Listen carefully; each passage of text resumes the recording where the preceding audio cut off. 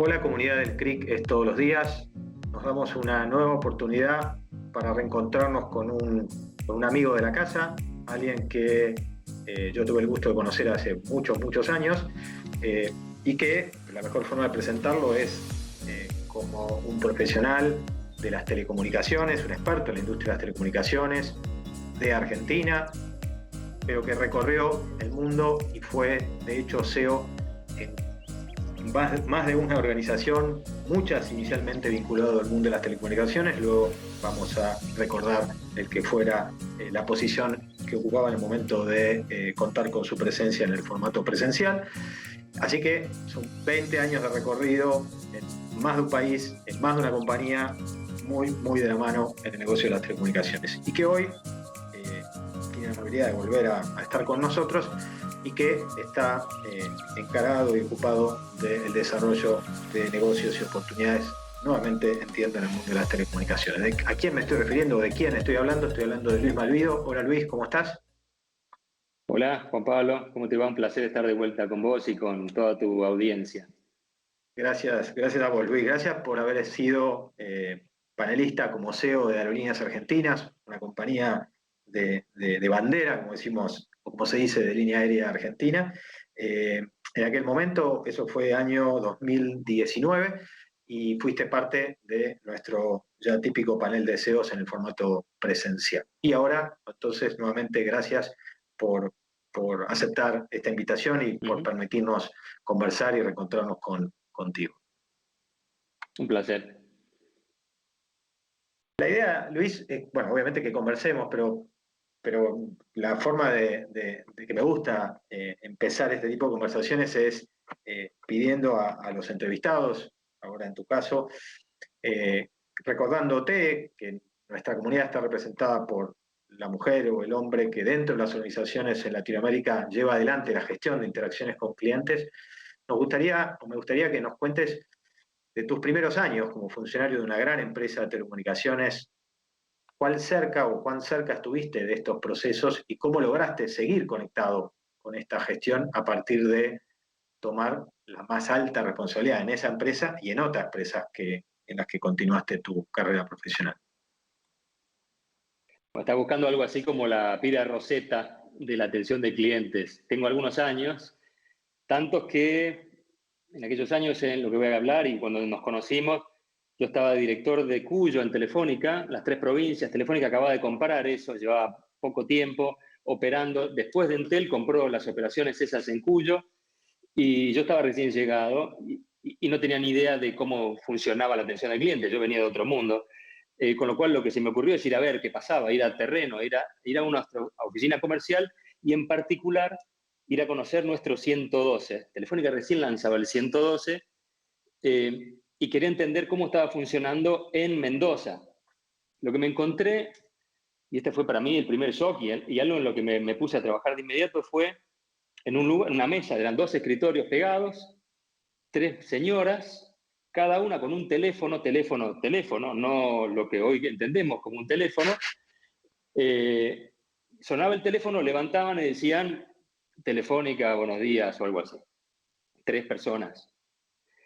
Yo sospeché que eso no estaba bien, pedí información y resulta que teníamos un 3% de llamadas atendidas. O sea, todos los que están acá saben lo que es una llamada no atendida, repetida. Bueno, el 97% de las personas que llamaban no lograban hablar con una persona porque el teléfono sonaba, o la línea sonaba sin que los atendiera. Bueno, lo que hicimos de inmediato fue contactar, compramos mesas, paneles, mamparas, todo casero. Contratamos personas, por lo menos para atender las primeras 8 horas, no cubríamos todo el horario. Sentamos entre chicos y chicas jóvenes que contratamos, 20 personas, para atender el teléfono durante, primero fueron 10 y después otros 10, pero de esa forma, no había CD, no sé si hoy se sigue llamando CD, pero en ese momento no había forma de que cada uno supiera cómo lo estaba haciendo. Le repartimos el instructivo en una carpeta, y una de las cosas que yo hacía, yo era el director del Cuyo, o sea, después había un gerente para Mendoza, un gerente para cada provincia, pero yo me sentaba en el call center, iba toda la semana con mi carpeta, yo tenía una copia, me sentaba espalda, lo sacaba del call center y le decía, buenas tardes, ¿cómo le va? Buenas tardes, hola. No, ¿cómo hola? Telefónica, o sea, les hacía un examen en Protocolo. vivo a cada una de las personas que estaban ahí. Y eso a mí me ayudó muchísimo para entender no solamente lo que piensa el cliente y lo que siente el cliente y cómo eso es percibido hacia arriba, sino además lo que sufre, lo que vive la persona que está en la primera línea, tratando de resolver esos problemas. Y esa experiencia a mí me resultó muy movilizante para el resto de mi carrera. Como vos decías, trabajé en varios países, 4 países, fui CEO en 5 empresas diferentes, pero en todas intenté estar cerca de lo que pasa en la primera línea, entendiendo que si no somos capaces de ahí, en ese punto de contacto, tener una buena experiencia, una buena impresión, una buena resolución, todo lo que viene después no sirve. Me acuerdo en Telefónica, y sobre todo porque es una empresa española, se decía algo, una frase de la época del virreinato, ¿no? Y eso me hizo acordar el 112, aquel que yo me encontré. En el virreinato se decía, en la época del virreinato, la resolución que emana del rey se acata, pero no se cumple. Y eso era nuestro 112. Teníamos un 112, pero no se cumple, en la práctica no funcionaba de nada. Y ese riesgo de que se pierda en la cadena de transmisión en lo que decide el jefe, o el director, o el gerente, y lo que termina pasando en la primera línea, es algo que siempre estamos expuestos.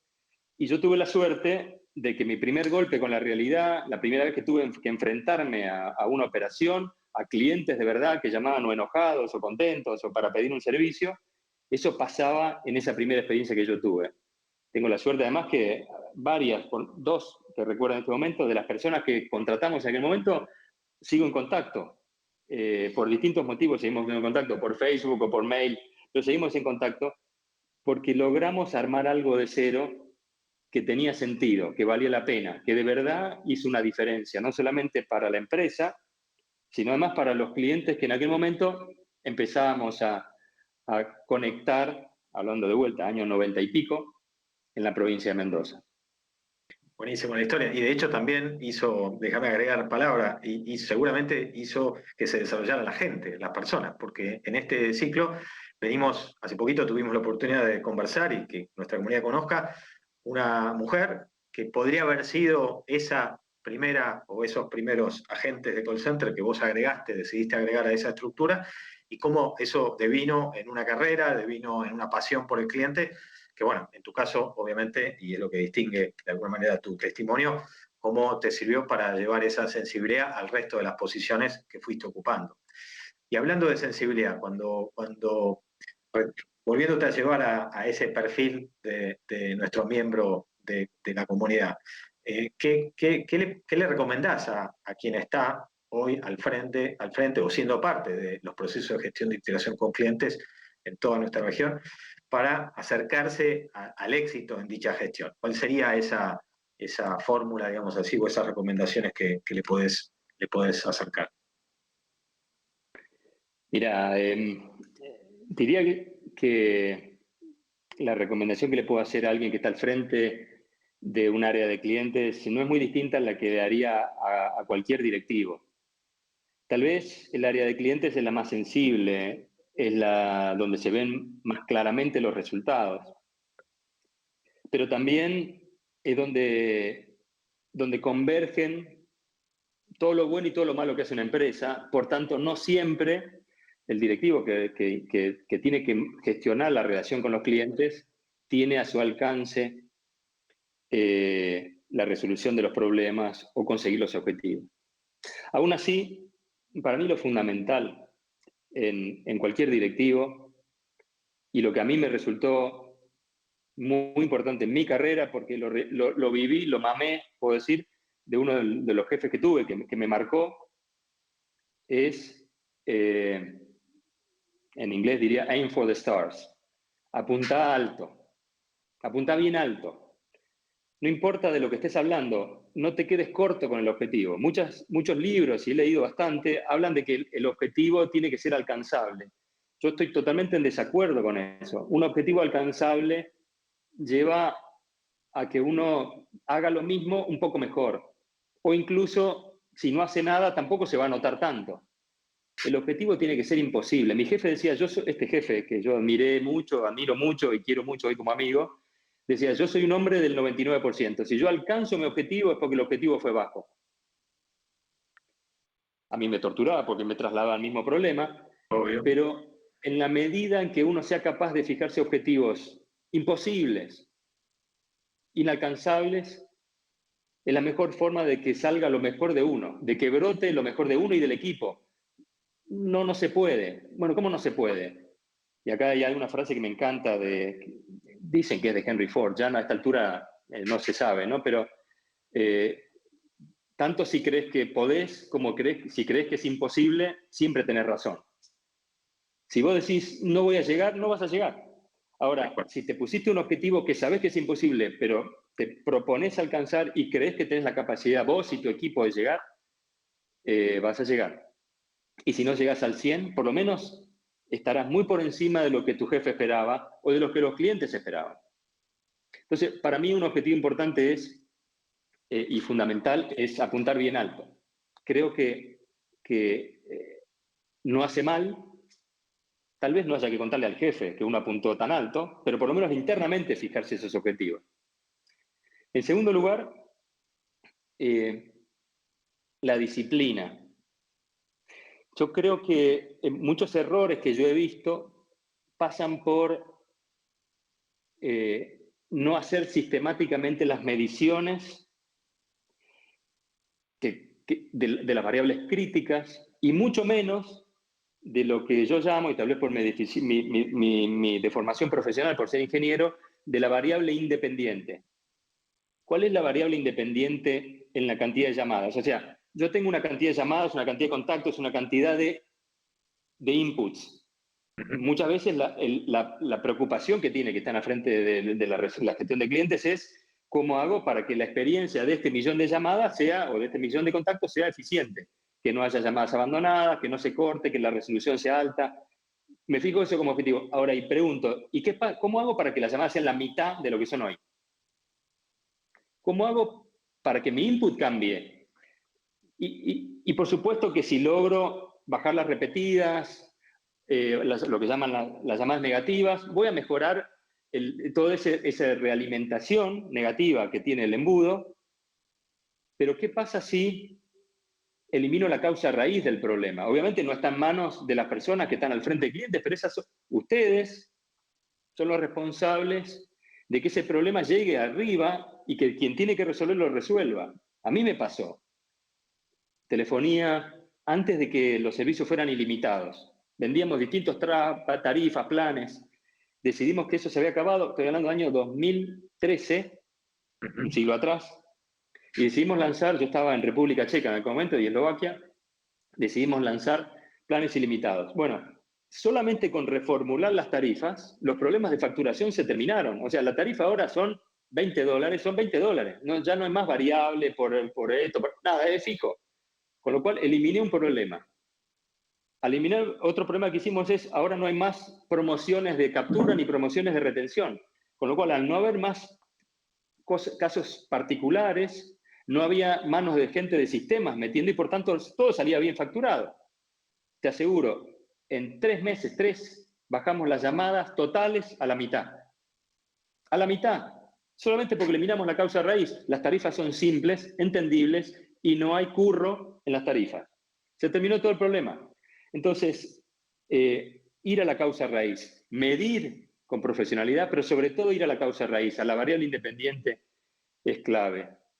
Y el último consejo tiene que ver con lo que dije al principio. Yo tuve la suerte de chocarme contra la piedra, y lo digo así a propósito, que implica la atención diaria de clientes. Y tuve la suerte de hacerlo a los 30 años. Esa anécdota que tenía, vos y yo teníamos 30, yo tenía 30 años, vos tendrías algo menos seguramente. Pero muy cerquita. Recién empezábamos, y tuve la suerte de chocarme con eso, y lo que entendí es que no importa dónde vos estés, lo que no te puede pasar es perder contacto con los clientes. Alguien seguramente que recordás bien, Marisa Cossack, que acaba de salir de Telefónica el mes pasado y a quien quiero mucho. Me sufrió mucho porque todos mis años de SEO de telefonía móvil en la Argentina, los martes a la mañana, yo tenía un teléfono de esto que se conectaba con el call center, elegía un operador y monitoreaba llamadas de mi escritorio como si yo la acompañaba toda una mañana. Y la volvía loca a ella, cada vez que escuchaba algo que estaba mal, le decía, estamos diciendo tal cosa, nos están reclamando tal cosa. Me sufrió durante, no sé si los 6 años, pero por lo menos 4 en la medida que yo fui aprendiendo. Y esta práctica la continué, no siempre la pude hacer, sobre todo cuando trabajaba en República Checa, no era capaz de entender el checo, por tanto lo dejé de hacer, pero siempre me aseguré de estar en contacto con la primera línea, de ir al call center, de escuchar, y si no escuchaba, por lo menos hacía rondas con los supervisores que me cuenten sus problemas, que me cuenten qué está fallando, que me cuenten qué necesitan, para que yo los pueda ayudar, para que no esperen que siga toda la cadena. Lo peor que uno puede esperar es que la noticia suba por la cadena de mandos naturales. Se va perdiendo, y muchos por intereses propios, porque no entienden, porque no saben, porque no quieren, hacen que la información no llegue derecha. Sí, mal catalizan esa información.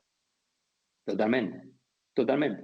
Entonces, que el número uno, tanto sea de la compañía como de la función, tenga contacto directo con la primera línea es fundamental. Y otra cosa que yo vi, lo hicimos cuando yo trabajaba en Brasil, era el CEO de Telefónica en Brasil, y salió muy bien. Yo les pasé la idea y lo estructuraron de una forma que me encantó, era el día con el cliente. Yo esto lo hice siempre, siempre, en todos los países donde estuve lo hice siempre, pero en Brasil fue una experiencia espectacular porque había un equipo dedicado, había mucha gente en la empresa, dedicado a recibirte en los call centers o en las tiendas, te recibían, te llevaban, te ponían a escuchar de primera mano, no simplemente a ver una presentación de PowerPoint, a escuchar, después te hacían una devolución, cada uno tenía que contarle a alguien lo que había escuchado, las dudas que tenía, las preguntas que tenía para hacer, y sobre todo lo más importante, después nos juntábamos los directivos para ver qué aprendimos y qué deberíamos estar haciendo en base a lo que escuchamos ayer. La verdad, se pierde mucho tiempo, es un proceso muy ineficiente, pero primero, encontramos algunas perlas que necesitaban solución, y segundo, el mensaje que le das a la organización de que te importa lo que pasa en la primera línea es a fuego, es un mensaje que queda grabado a fuego en la persona que te ve entrar, que escucha, que te ve, que es capaz de contarte, y eso corre, o sea, te ven 7 o 100, pero corre por toda la organización. Por tanto, Total. hay un tema de ser y parecer, que en estos dos casos lo pudimos combinar muy bien, y para mí es una experiencia fundamental. Estás dejando a mucha gente pensando muchas cosas y eso es lo bueno de este testimonio, sin ninguna duda. No quiero dejar pasar que sí, efectivamente, Marisa la tuvimos, de hecho, entrevistada algunos meses atrás, así que también la ha disfrutado la comunidad. Y de paso confesarte que en el formato presencial yo tenía una costumbre cuando abría cada congreso, y ojalá volvamos a algún tipo de formato presencial, probablemente ya sin abandonar este formato, el cual nos ha enriquecido muchísimo. Habría, en algún momento de la jornada, tiraba la pregunta de quién conoce al último nuevo o la última nueva CEO de una compañía que haya nacido o que haya surgido del área de gestión de clientes. Y me parece que ese es un modesto ejemplo de esta recomendación que vos hacés de ser ambiciosos, ¿no? De visionar un objetivo bien alto, que también puede tener que ver, ¿por qué no?, con el plan propio, el plan de carrera de ese profesional que está nada más y nada menos que gestionando clientes. Luis, por último, porque bueno, has sido muy generoso con el tiempo y por supuesto además con la entrega de tu experiencia y tu conocimiento. Quisiera, ahora ya conocemos, digamos, tu carrera profesional y el paso en varias empresas y países del rubro con el rubro de telecomunicaciones, pero lo conté cuando te presentaba, cuando abríamos la charla, que además fuiste CEO de una compañía de aeronavegación muy importante.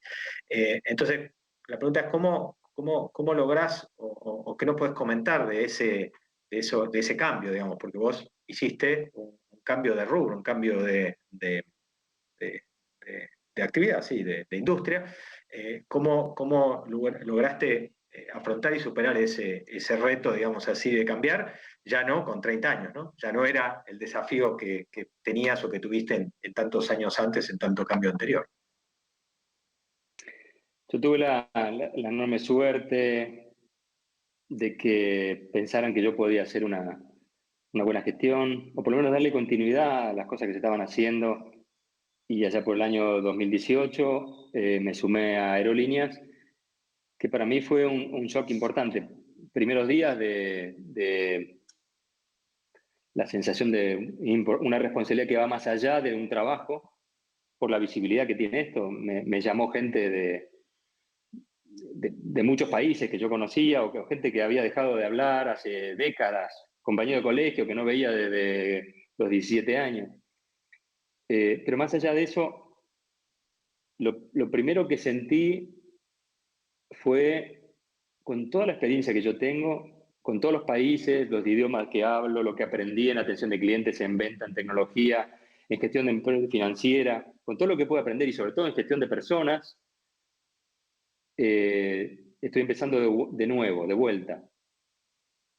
Cambiar de industria para mí fue como volver al colegio y sentir que la enorme alegría de aprender en el fondo, en las raíces, no es simplemente escuché una idea que no tenía, es mi lógica me lleva a conclusiones distintas a las que debería estar llegando.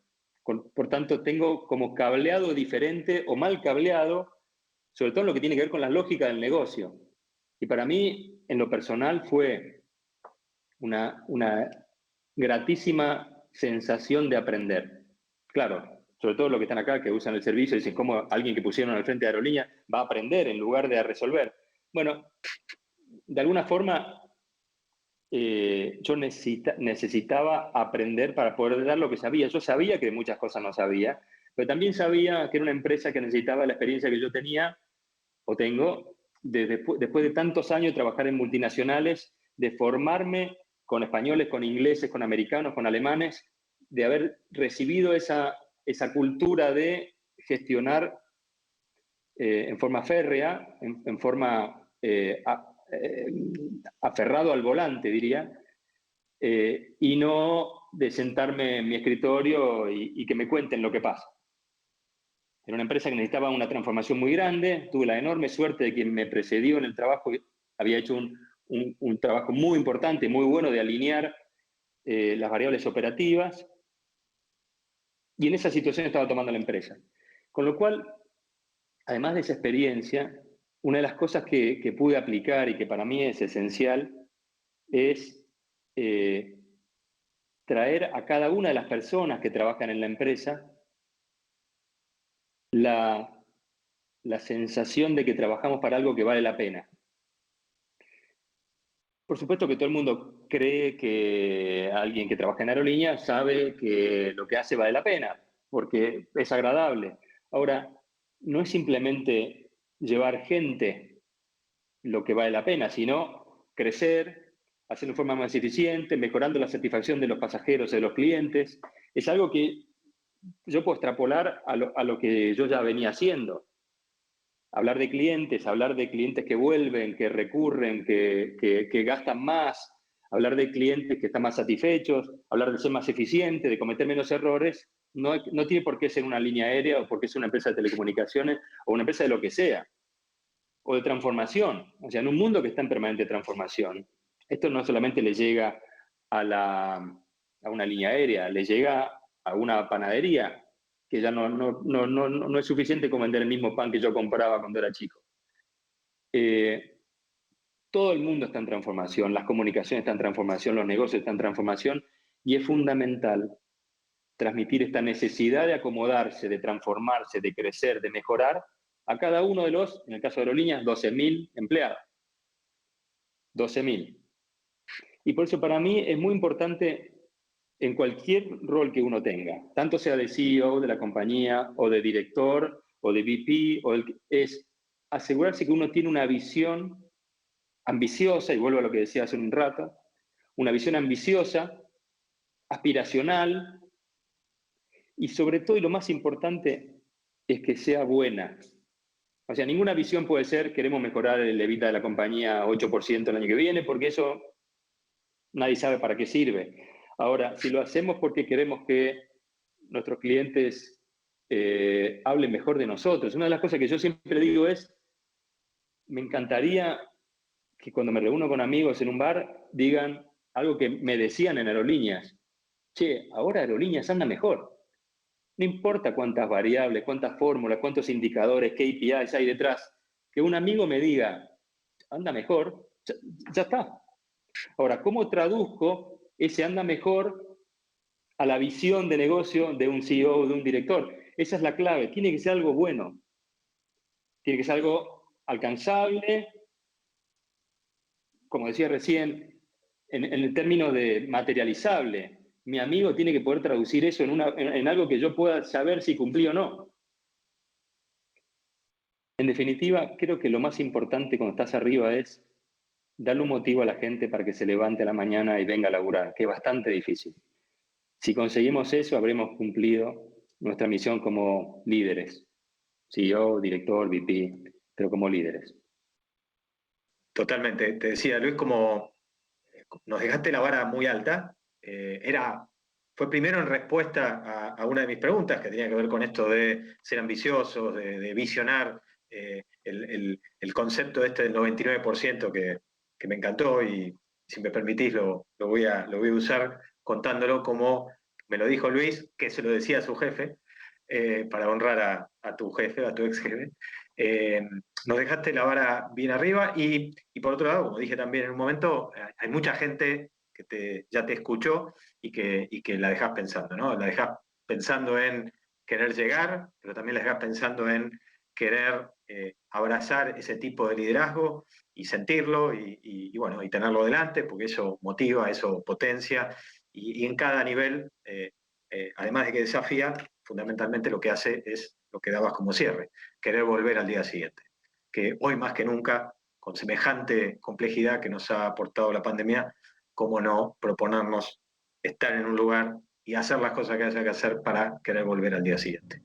Así que Luis, gracias de nuevo por segunda vez y quizás en unos años más tengamos la oportunidad de volver a agradecerte por estar presente, por ser generoso, por compartir tu conocimiento y tu experiencia, que es súper vasta y, como digo, muy bien envidiable, digamos. No, palabra que nunca es mala para mí, es buena. Señor, gracias y hasta pronto. Bueno, hasta pronto. Muchísimas gracias.